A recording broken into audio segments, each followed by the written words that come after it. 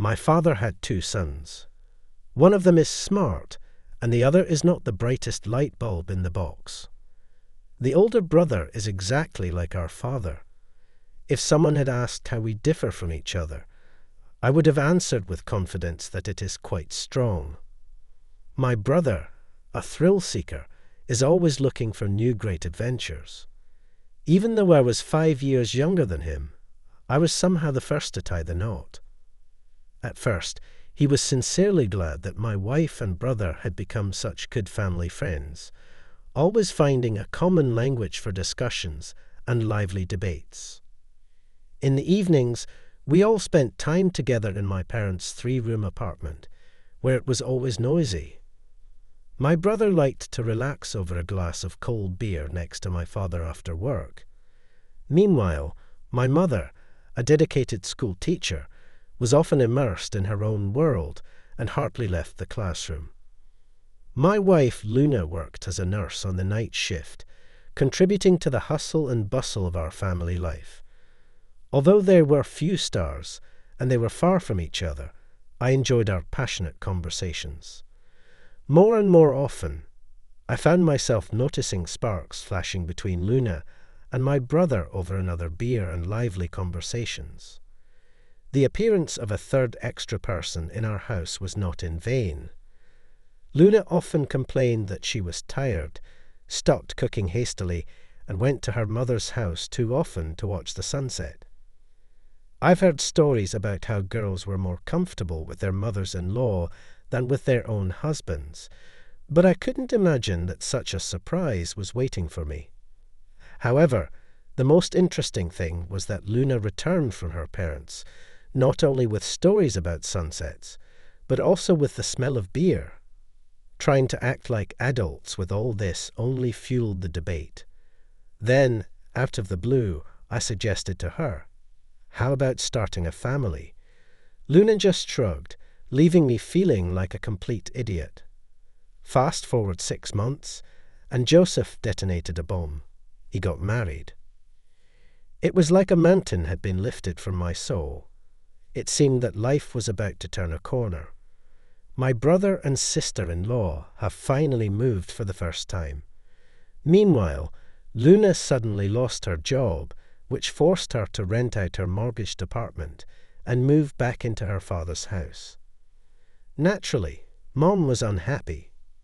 "I have 2 sons, and there are no real men in the house," she lamented, massaging the bridge of her nose, and at the same time checking the assignments of her students.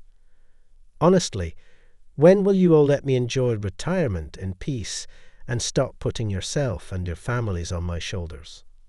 Mom exclaimed. I felt a deep sense of embarrassment. I knew I had to search for an additional job. Luna had made herself completely at home. So when I broached the subject of employment, she responded, "I'm on board with having a baby." In that moment, I felt like a complete fool once more. The yearning for a child had vanished, and the idea of a family didn't appeal to me either. The notion of divorce started weaving its way into my thoughts. Yet, the looming mortgage weighed heavily on my mind. If we were to separate, the apartment would need to be split. The dynamics of our relationship were slowly becoming tangled. I recognized this, but felt utterly powerless to change it. So I opted to let things unfold, biding my time for the inevitable. And soon enough it arrived. I didn't have to wait long. Just a week before Joseph's wedding, the situation erupted. My mother rang me up and insisted I come home, where I found my brother's fiancé firmly confronting my wife. Let me tell you, it was quite a sight. Strands of platinum hair floated down the hallway. Luna was hugging her to herself, while the other girl was waving her arms, trying to hit Luna in the face. "Joseph, get her out of here quickly," Mom shouted. "Why are you standing here? At least get yours off the floor." Somehow we managed to separate the girls. I had a suspicion that the fight was caused by envy. Still, I never would have thought that Luna would have the audacity to show up naked in my brother's room. She was sitting across from me with her head in her hands and was clearly suffering from a hangover. It's not a laughing matter. I was right there next to you. I didn't want this to happen, she protests. But I had to clarify something. I took a wrong turn when I came out of the bathroom. Luna defended herself, absently rubbing her aching cheekbone. What about the bed? Why did you sneak in here and take off your robe? I couldn't help but grin.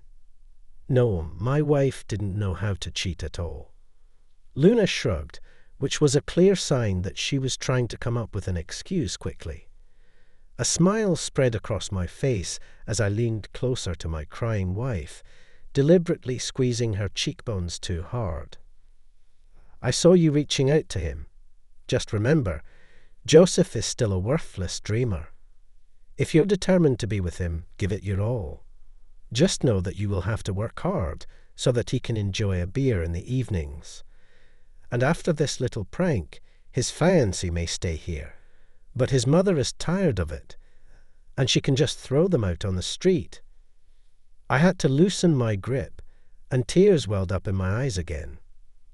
I'm sorry, she whispered through clenched teeth. I forgive you, I replied. Now pack your things. I pulled away abruptly, wiping my hands. Luna rubbed her aching cheekbones in confusion. Are you deaf? I said get the hell out of this apartment. Meanwhile, I could hear her mother sobbing softly in the kitchen. I've made the decision to split from Luna, I murmured softly, gently squeezing my mother's shoulder. I'm truly sorry, Mom. My brother turned up, his face marked by scratches. Halting mid-step, Joseph gazed at me before lifting his hands in a gesture of appeasement. It wasn't intentional, honestly. I get it, I acknowledged. Relief washed over my mother, prompting her to break into a relieved sob. Mom, we've been considering it, and we're planning to shift to a leased flat by the week's end, my brother stated in hushed tones. My mother rose, exhaling deeply while her gaze shifted slowly from my brother to me. You two have finally come into your own. That very night, Luna was shown the door. As she left, an unexpected farewell gift followed.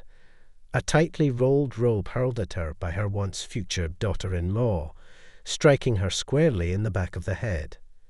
It's quite ironic, but it turned out that to lay claim to half of our apartment, the court would need to divide the mortgage and settle it first. Facing this, the wife withdrew, dropping all claims. And so, she exited the courthouse virtually as bare as when she had attempted to tempt my brother.